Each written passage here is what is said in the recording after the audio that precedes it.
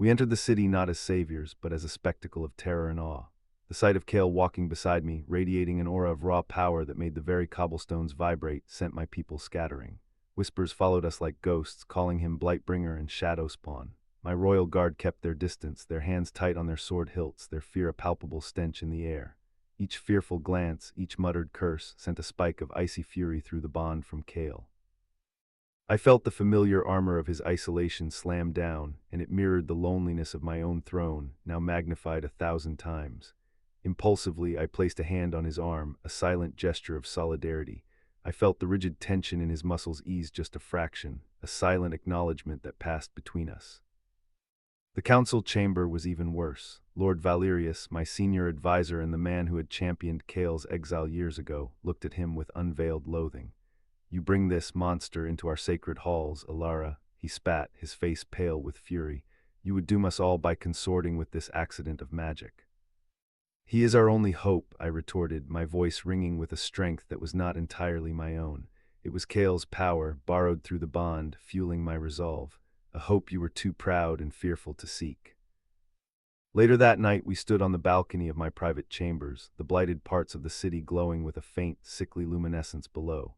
The tension between us had coiled into a tight, vibrating wire. He had been so silent, a storm gathering just offshore. I could feel his turmoil through our connection, the bitter memories this place held for him churning like a dark sea. Without thinking, I reached out and took his hand.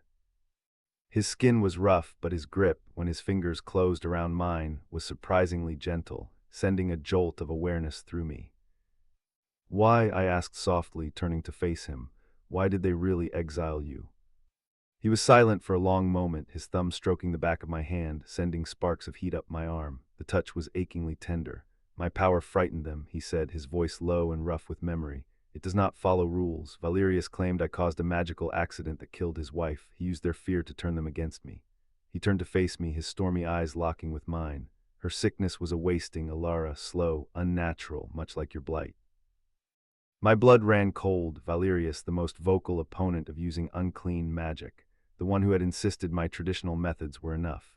The pieces began to click into place, a cascade of memories, his subtle manipulations, his hunger for influence, his dismissal of my concerns. It formed a picture of betrayal so profound it stole my breath. It was him. He had orchestrated all of it, the exile, the blight.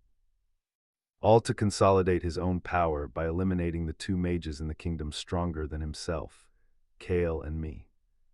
I opened my mouth to speak, to share the terrible shape of my realization, but a sudden wave of nauseating lethargy washed over me.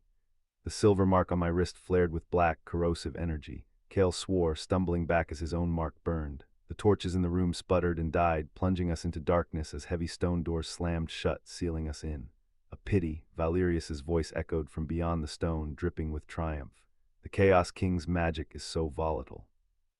I'm sure no one will be surprised when it consumes you both in a fatal accident." Want to keep the flame ignited without having to wait for the next part? You can find the full, tantalizing tale on our main page. See the link in the description.